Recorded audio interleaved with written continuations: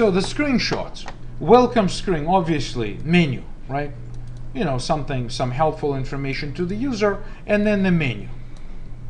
Then someone says, you know, set clock or actually hits number 1 and hits enter.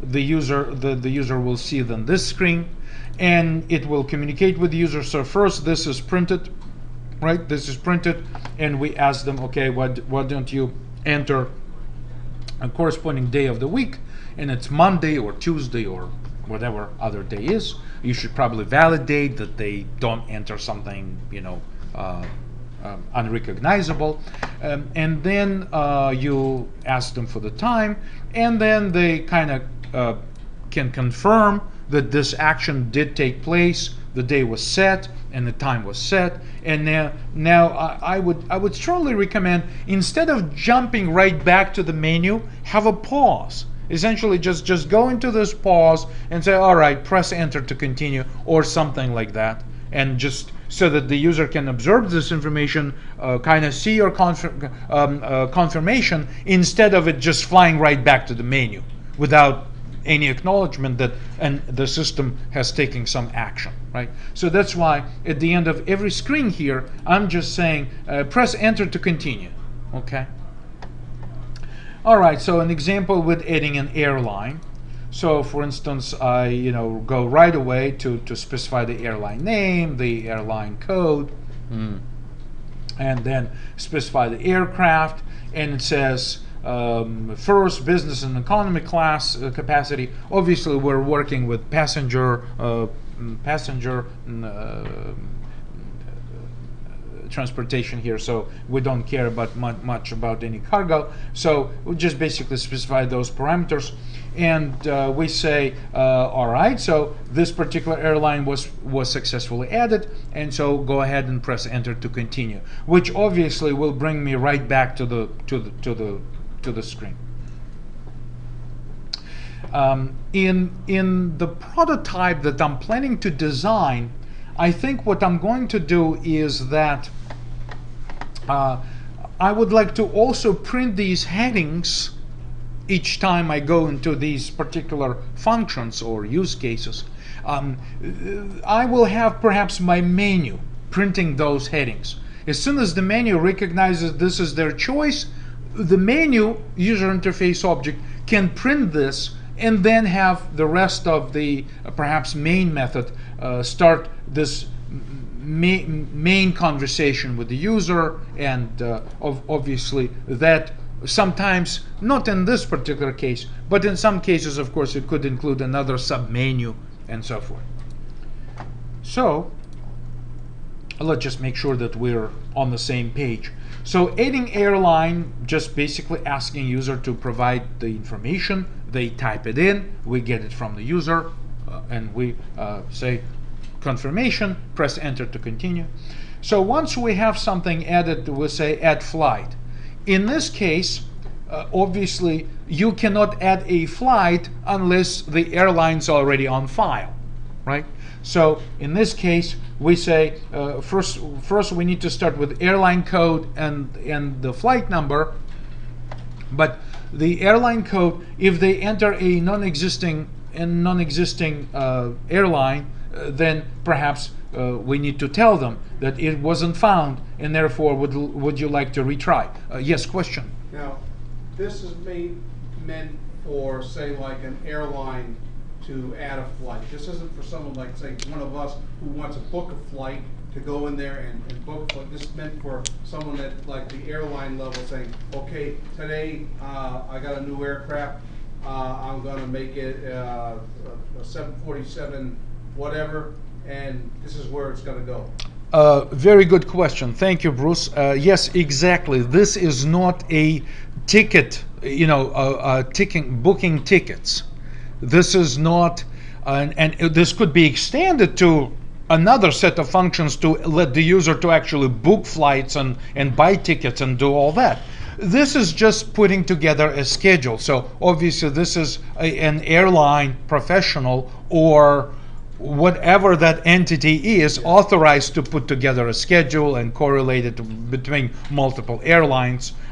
So this is a more of a professional use interface. This is for putting together a schedule. I was about to say, I would think Qatar Airlines would know what their own Schedule is and or what their code is. what their code is. Yeah. Right. So here you're absolutely right. We're in a little bit of a fantasy world right here, but perhaps this could be done for a some sort of a flight simulator application, right? So where we want to put together this information, have a schedule, and have users eventually start using it somehow. So not necessarily for purchasing tickets, but also just to have a schedule and be able to sort of like work with it. So, but you're absolutely right. The observation is 100% correct. This is not like Expedia.com, right? Which is a purchasing ticket application. This is more of a essentially planning the flight schedule for whatever purpose. Okay, so example of adding a flight. Again, someone hits that particular number. Add flight is printed by the menu. Then some part of, let's say, maybe main method of our application begins to interrogate the user for this entire set of settings we need to know to schedule a flight. So we say, Qatar Airlines, the flight number such and such. Is this domestic or international? We say let's have international. So it leaves Boston, gate such and such on Monday. Departure time is this. Then this seems to be going to Dubai, right? So the arrival gate is this, and again arrival on the same date. We kind of simplify this quite a bit by just frivolously using days and times. Obviously, this needs to be a much more sophisticated system to be able to work with days and times. But right now, it just allows us to enter anything. Assuming that user really knows what they're entering in terms of departure, arrival, days, and times. But that's an interesting challenge. Yet another iteration where we could take this application is to start working with more realistic scheduling of days and times. So that would be yet another layer to add with lots of business rules, and you can imagine how much comes with that, with the holidays and weekends and weekdays, and it can be very challenging part. So right now we have this, no rules as long as they enter something within 0 to 24 hours, or 23:59 is the maximum time we can specify. We'll just take it. All right, so we say again, a confirmation is that we say such and such flight was scheduled successfully, and press enter to continue, after which we go back to the menu.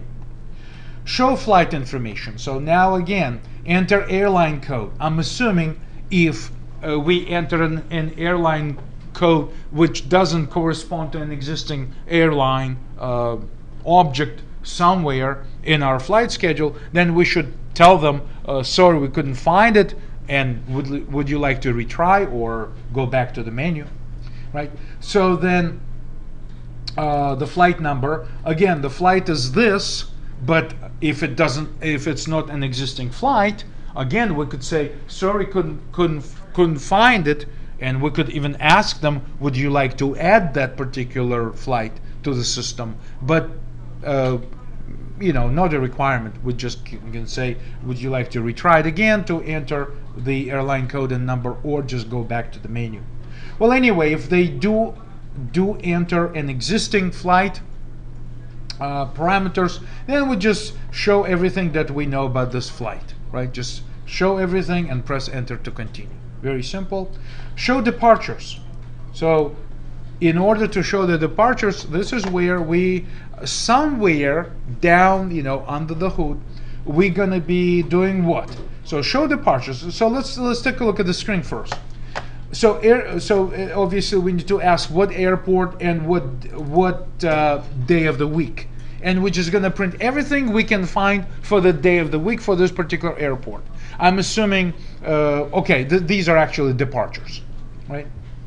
So we can say, all right, so this particular one has already arrived at such and such time, and the destination, oh, these are departures. So it's already arrived at destination, which is CDG. I suppose this is in Paris, right? So this one already arrived. This one is scheduled, right? So this particular one is scheduled. Whatever DA is, whatever airline that is, right? So if you need to find out more, you can always type this parameter and ask, the system to show flight information.